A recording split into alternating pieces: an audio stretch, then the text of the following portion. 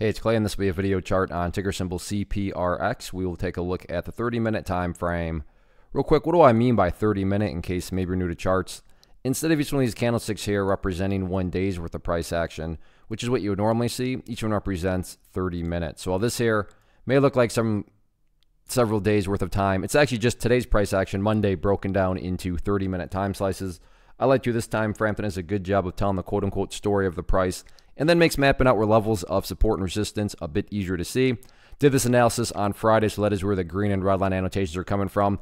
And honestly, update's probably not the right word. More so confirmation would be an accurate term. The first point of confirmation, and this will mean a little bit more to those of you that watched the video on Friday, but even if you didn't, I talked about this level right up here as a resistance around the 340 mark, and you can see that is exactly, well, not exactly, but I think we'd all agree it definitely was well within the range of that red line on the gap up this morning, and that is ultimately where the price got rejected back down, just like it did on Friday. So while I'm not saying that 340 can never ever be broken, I'm just saying that apparently, according to the story that's being told to us via the chart, the price is going to need to bring its A game if it's going to be able to not only fight above 340, but then also be able to stay, up above that level. Because getting up above it hasn't been the problem. The price has been able to get above it on a couple situations. Staying up above it has, where the bulls have struggled. So that'll be remains that key level of resistance going forward. So like I said, that's kind of the first area that's been confirmed. The other area that's been confirmed is on the support side of things, and that is right here around the 307-ish mark, give or take.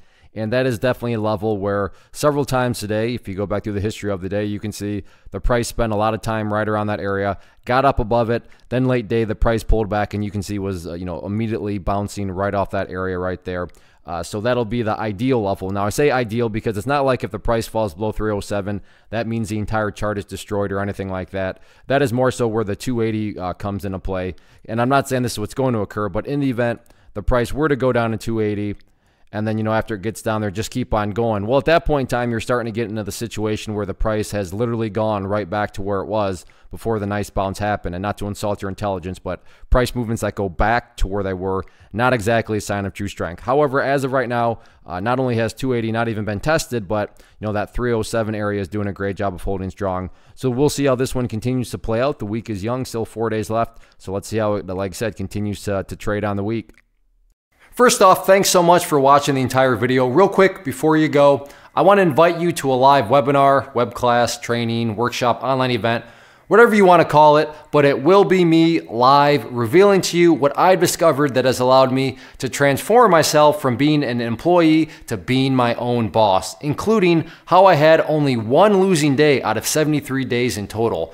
I'm going to cover 3 keys that have helped me unlock profitable consistency within the markets.